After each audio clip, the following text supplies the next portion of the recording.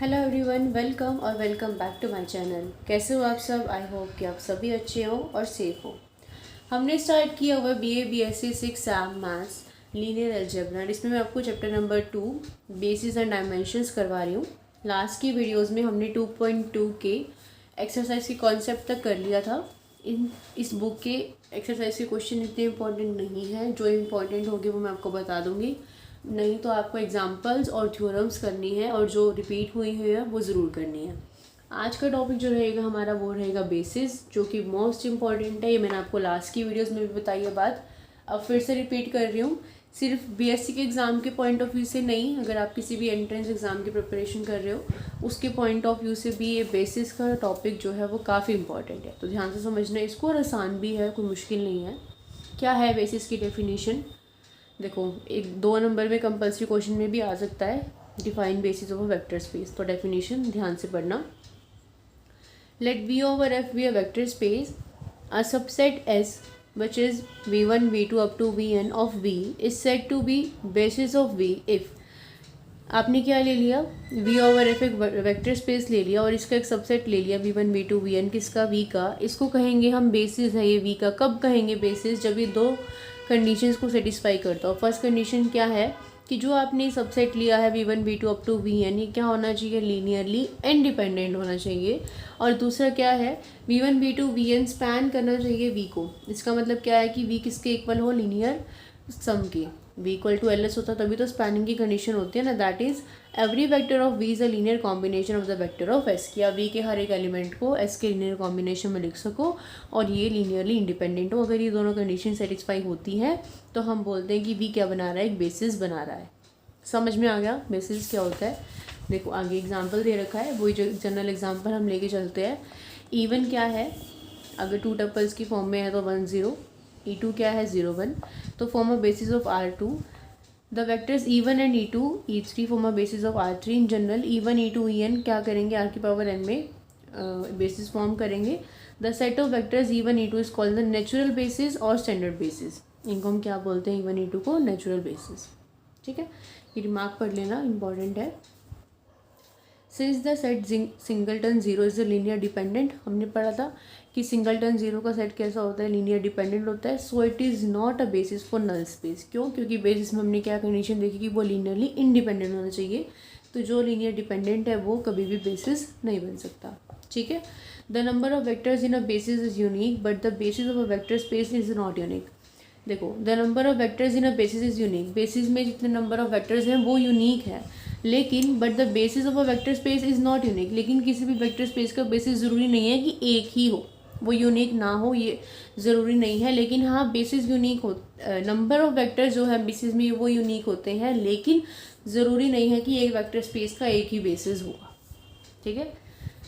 अब basis of a vector space is a linear independent set, but a linear independent set of vectors need not to be a basis of V since these linear independent vectors may not span V। ठीक है। उसके बाद आती है ordered basis की definition. ये भी मे भी हो सकता है कि पूछ रहे हैं, तो इसको डेफिनेशंस को कोई भी मत छोड़ना। जो भी डेफिनेशंस हैं वो कंपलसरी में आ सकती हैं, तो डेफिनेशंस को स्किप मत करना। नाम से पता चल रहा है वैसे तो कि एक ऐसा vector space, a basis of vector space is said to be an ordered basis if its vectors are written in a certain specific order। कि हम किसी वेक्टर स्पेस की बेसिस को अगर एक ऑर्डर में लिख सकें तो क्या कहलाएगी? वो ऑर्डर्ड बेसिस।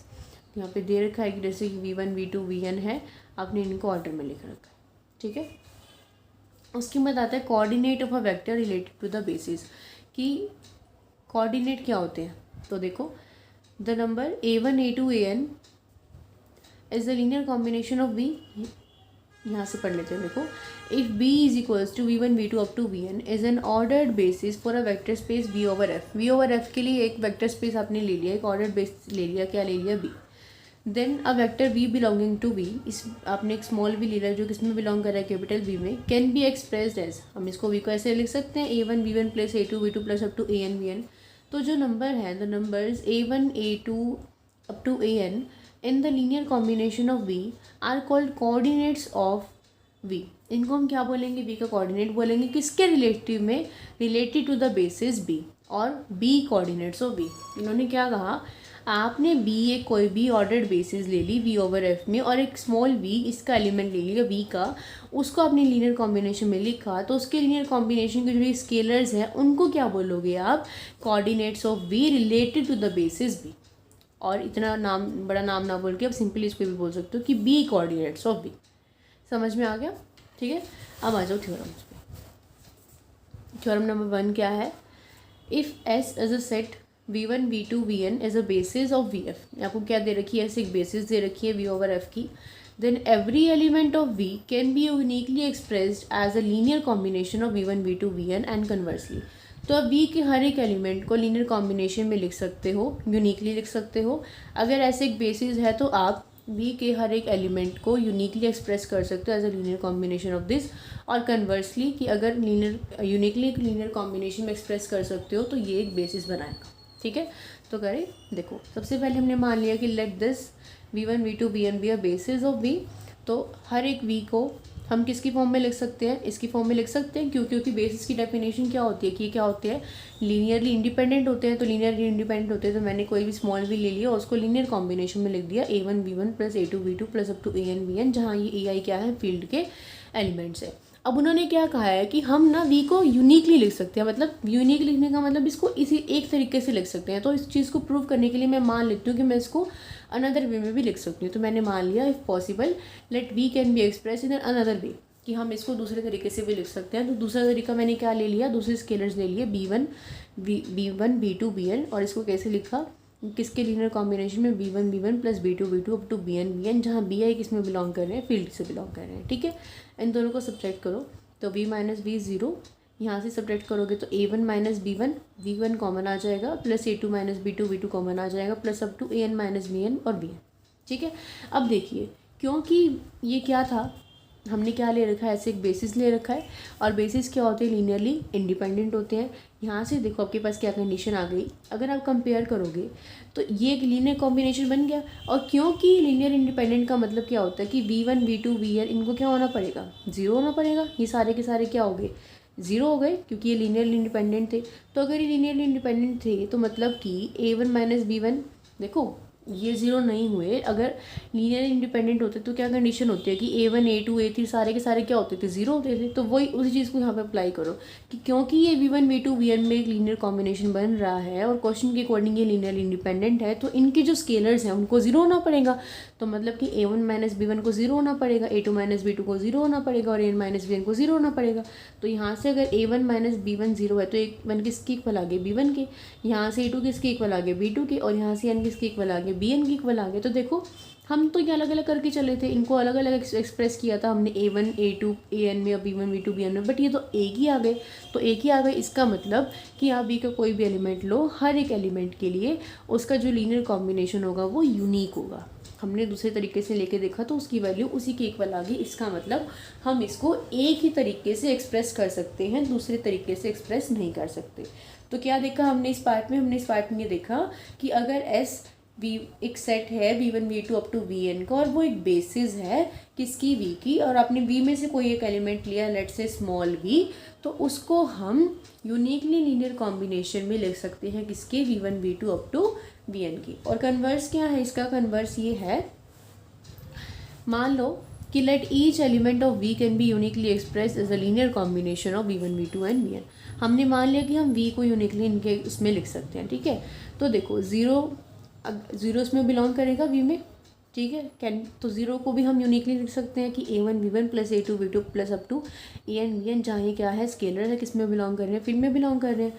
ओके, तो देखो, और ज़ीरो कब कैसे लिख सकते हो? ज़ीरो इंटू ज़ीरो को ज़ीरो इंटू ज़ीरो लिख सकते हो, ज़ीरो के इक्वल। और इस ज़ीरो को मैं अगर ज़ीरो इंटू वी में लिख दूँ तो फ़र्क तो नहीं पड़ेगा, रहेगा तो ज़ीरो ही। Plus zero into v2 plus up to zero into vn ऐसे लिख दूँ तो कोई फ़र्क तो नहीं पड़ेगा। तो मैंने ज़ीरो को ऐसे भी लिख दिया, मैंने ज़ीरो को ऐसे भी लिख दिया। Since expression for a element v belonging to v is unique, क्योंकि हम मान के अभी हमने क्या माना यहाँ पे कि आप V का कोई भी एलिमेंट लो, ईच का मतलब क्या है, V के हर एक एलिमेंट के लिए चीज़ अप्लाई होती है कि उसका लीनियर कॉम्बिनेशन यूनिक रहेगा। तो मैंने यहाँ 0 को लिया था V का एलिमेंट, तो यहाँ हम 0 पे अप्लाई करेंगे कि एक तरह तो हमने 0 को इस तरह से इस तरह से लीनियर कॉम्बिनेशन में लिखा है, और एक तरह से हमने 0 को इस तरह के कॉम्बिनेशन में लिखा है। और क्योंकि स्टेटमेंट के अकॉर्डिंग लीनियर कॉम्बिनेशन कैसा होना चाहिए, यूनिक होना चाहिए, तो वो यूनिक कब होगा, इनके कोफिशिएंट्स को इक्वल होना पड़ेगा। मतलब कि A1 किसके इक्वल 0 के इक्वल, A2 किसके इक्वल 0 के इक्वल, और AN किसके इक्वल 0 के इक्वल। तो देखो अगर A1 A2 AN 0 के इक्वल हो जाते हैं, यहाँ से देखो A1 A2 AN अगर 0 के इक्वल हो जाते हैं तो V1 V2 VN मिलके क्या बनाएंगे, लीनियर इंडिपेंडेंट नहीं बनाएंगे, है ना। अगर सारे के सारे स्केलर 0 हो जाएं किसी भी लीनियर कॉम्बिनेशन के, तो वो जो सेट होता है वो क्या हो जाता है, लीनियरली इंडिपेंडेंट। तो बस यही था, यहाँ पे भी समझ में आ गया, ठीक है, आसान थी ना थ्योरम ये। उसके बाद आती है एग्जिस्टेंस थ्योरम। एग्जिस्टेंस थ्योरम क्या कहती है, there exist a basis for each finitely generated vector space. ये कहते हैं कि हर एक फाइनाइटली जनरेटेड वेक्टर स्पेस के लिए एक बेसिस एग्जिस्ट करती है। और दूसरे तरीके से कैसे आ सकती है ये, अगर ऐसा आपको दे रखा है V1 V2 VN स्पैन करता है वेक्टर स्पेस V/F को, then there exist a subset of S which is the basis of V। इसका एक सबसेट S जरूर ऐसा एग्जिस्ट करेगा जो V का क्या होगा, बेसिस होगा, ठीक है। तो देखो क्योंकि यहाँ से अगर आप देखो इसको, क्योंकि ये स्पैन कर रहा है V/F को, ठीक है, तो स्पैन कर रहा है तो देखो ये क्या होगा, लीनियर इंडिपेंडेंट होगा। देखिए यहाँ से if S is linearly independent, अगर ये लीनियरली इंडिपेंडेंट होगा, स्पैन तो ये कर ही रहा है, देखो स्पैन तो ये कर रहा है ना, मुझे क्या शो करना है, मेरे को दे रखा है कि ये स्पैन कर रहा है और ये बताना है कि S का सबसेट एक बेसिस बनाएगा। बेसिस बनाने के लिए तो ये कंडीशन होती थी, एक तो स्पैनिंग की और एक लीनियरली इंडिपेंडेंट की। तो अगर S लीनियरली इंडिपेंडेंट है, हम दो केस लेके चलेंगे यहाँ से, देखो अगर S लीनियरली इंडिपेंडेंट हो जाता है और स्पैन तो ये कर ही रहा था, तो इसका मतलब तो ये बेसिस बन गई। अगर S लीनियरली इंडिपेंडेंट है, स्पैन वो कर ही रहा है, तो ऑब्वियसली ऑल एलिमेंट क्या करेंगे, बेसिस बना देंगे। तो लीनियरली इंडिपेंडेंट का तो काम यहीं पे ख़त्म हो गया, ठीक है।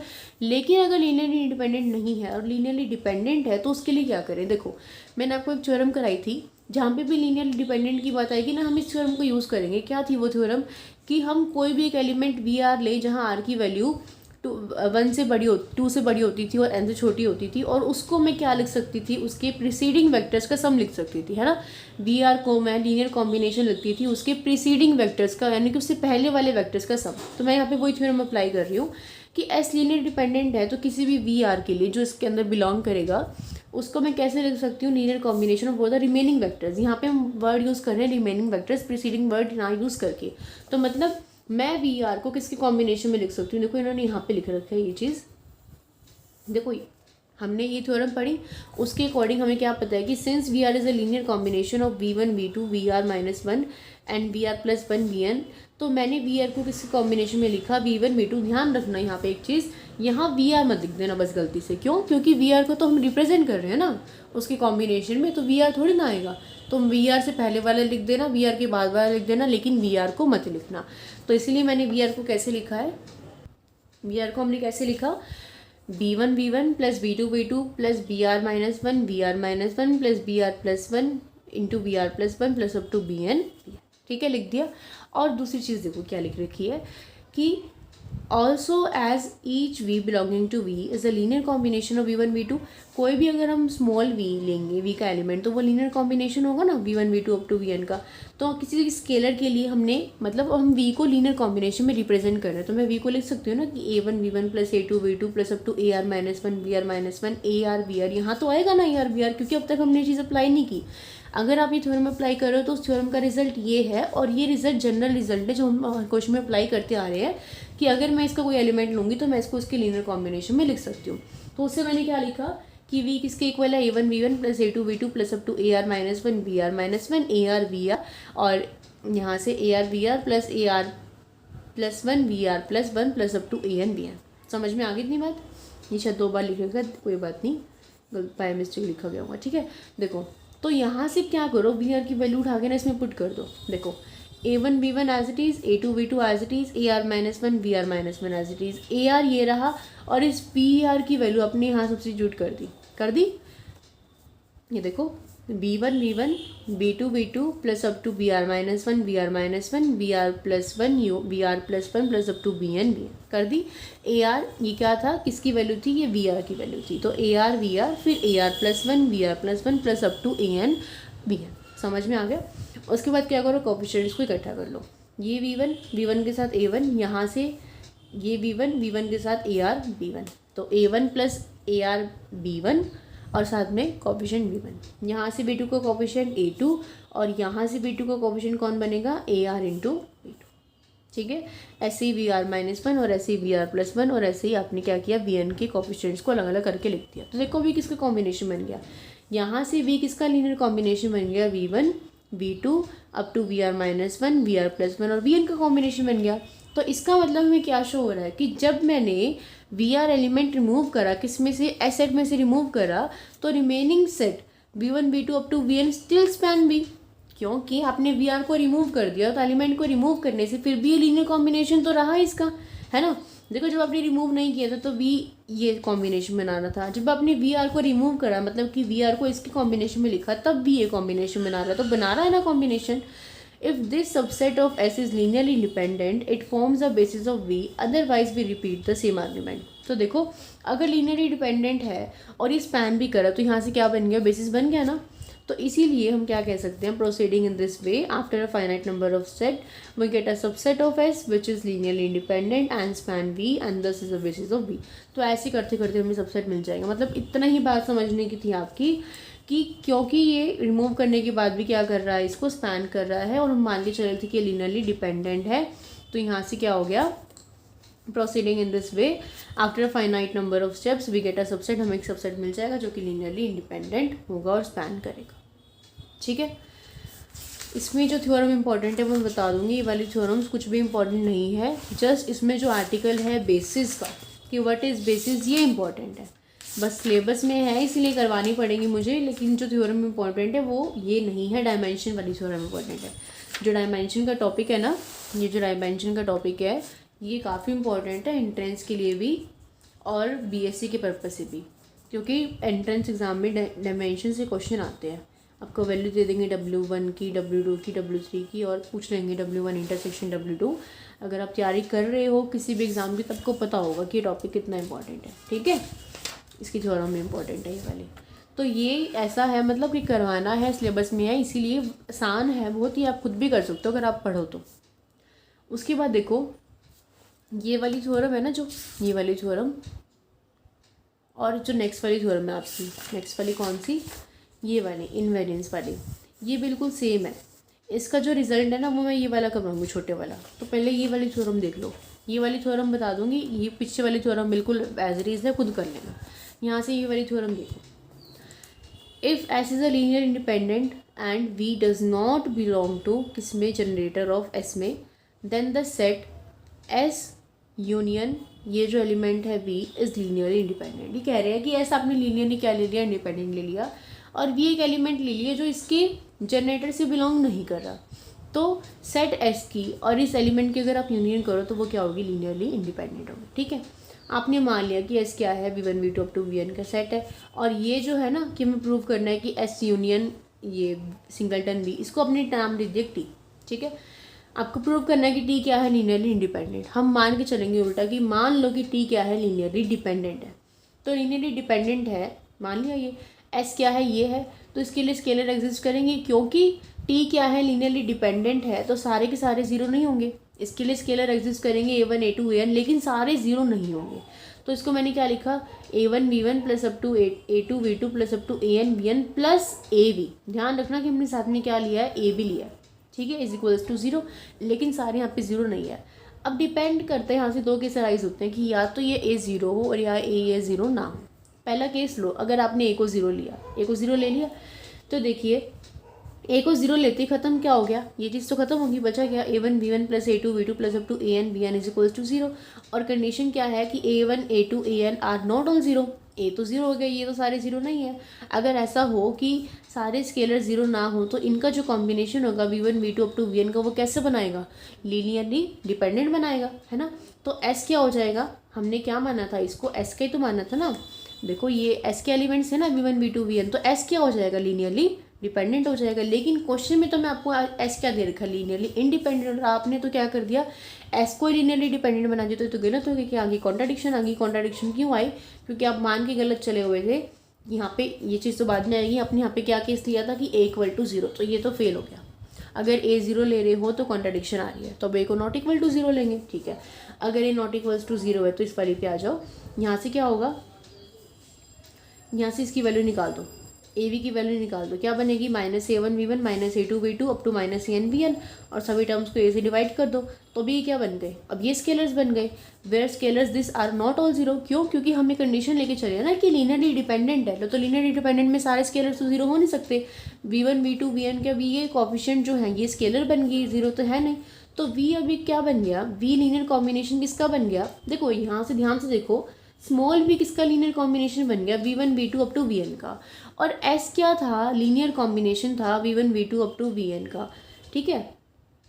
तो V क्या बन गया, इनका लीनियर कॉम्बिनेशन बन गया, तो इसका मतलब तो V इसका नहीं एलिमेंट बन गया, S के एलिमेंट का V क्या बन गया, लीनियर कॉम्बिनेशन बन गया, तो इसके अकॉर्डिंग तो V इसके अंदर बिलोंग कर गया।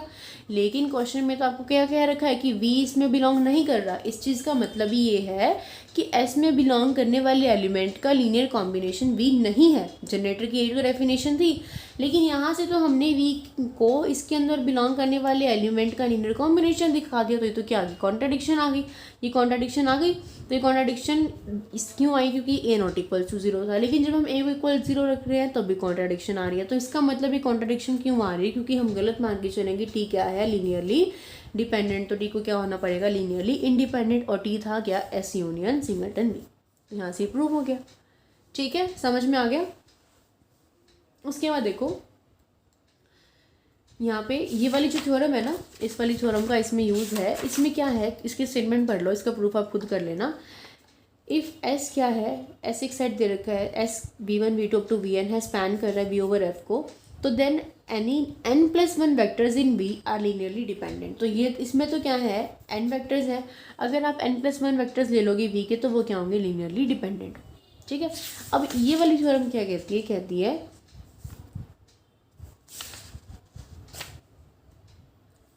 If V is a finitely generated vector space, अगर V क्या है, फाइनाइटली जनरेटेड वेक्टर स्पेस है, then any two basis of V has the same number of element. तो आप V की दो कोई बेसिस लो, उसके जो नंबर ऑफ एलिमेंट होंगे ना वो क्या होंगे, सेम।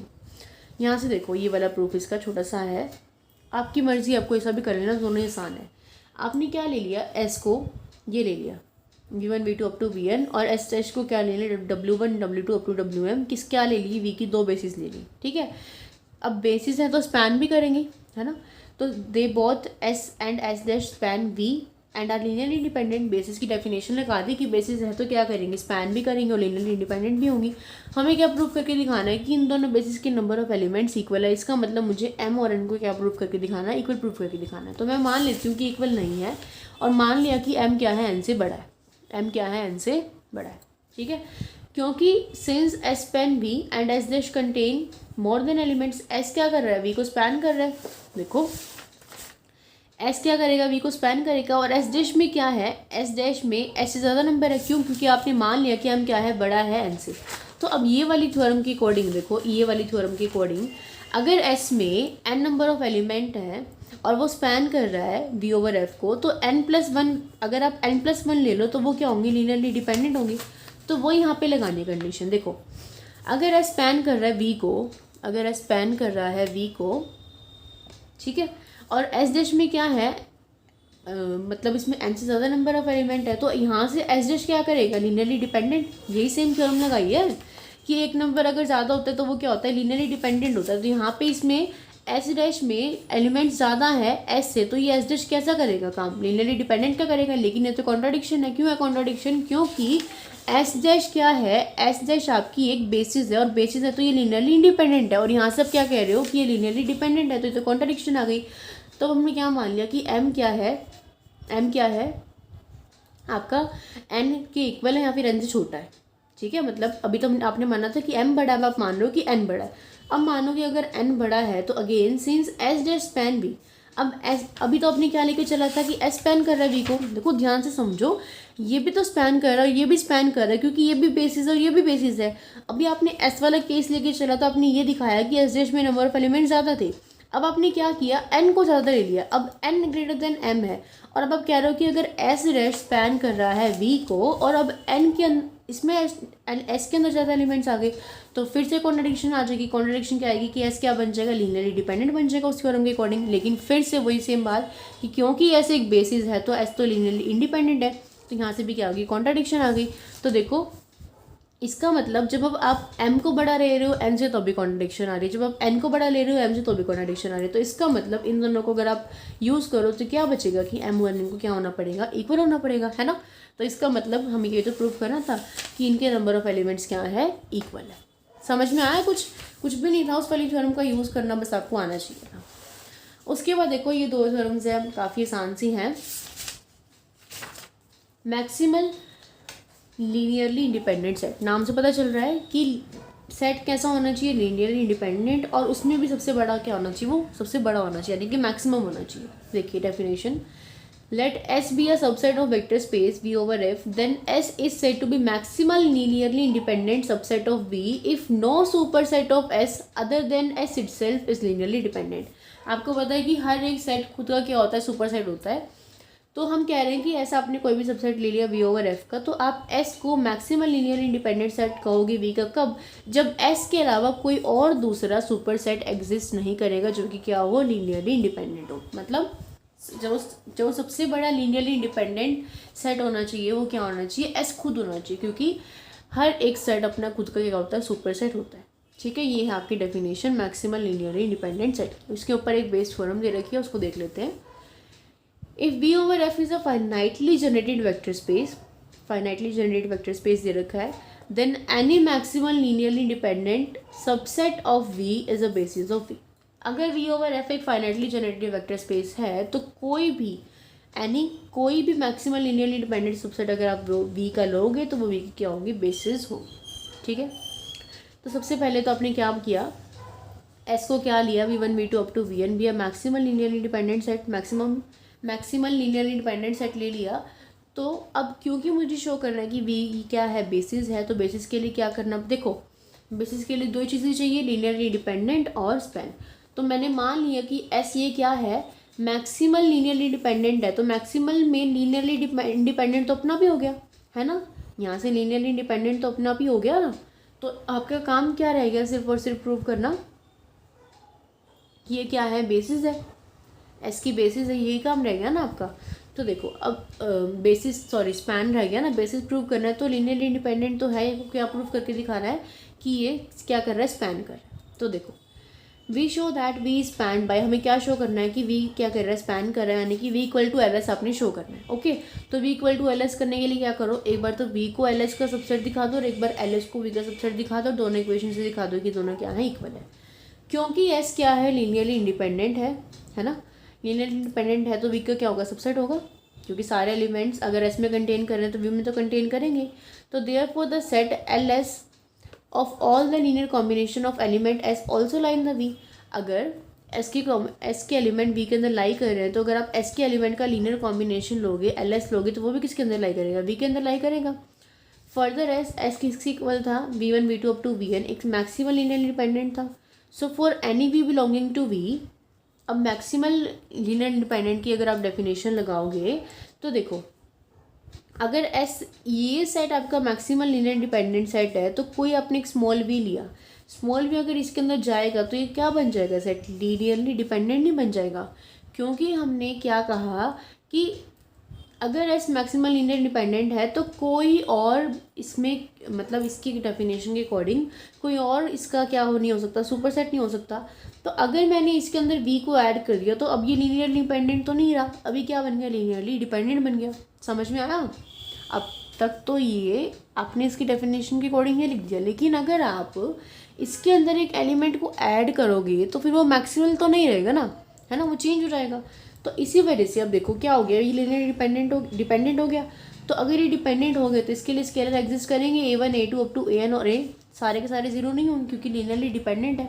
अब इनकी लीनियर कॉम्बिनेशन बनाओ, A1 B1 plus A2 B2 plus up to AN BN plus AB equal to 0। अगर A 0 हो जाता है, वही केस, अगर A 0 हो जाता है तो ये चीज़ खत्म हो जाती है।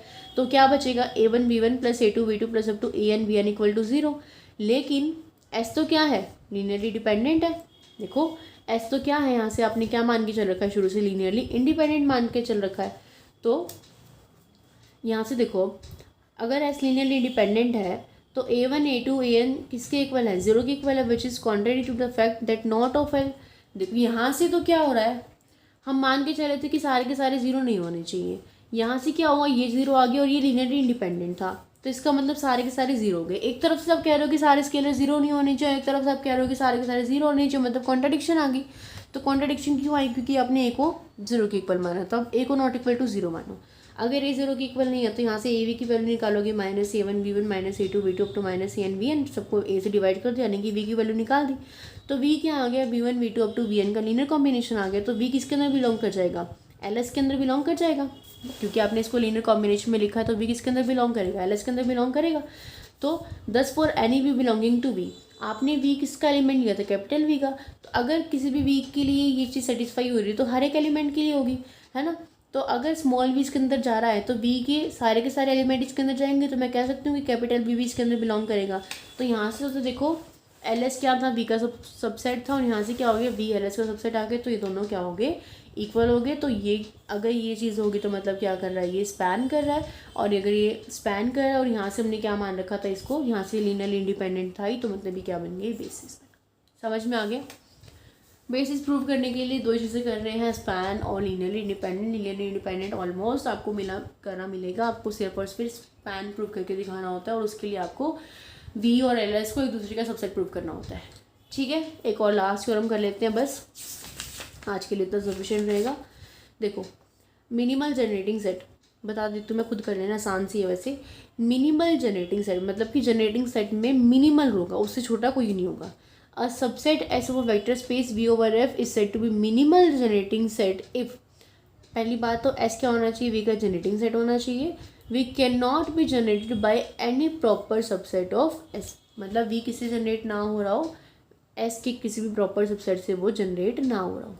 ठीक है, A subset S of a vector space V over F is said to be minimal generating set if S is a generating set of V और V cannot be, V को S की किसी और प्रॉपर सबसेट से generate ना करा जा सके S के अलावा।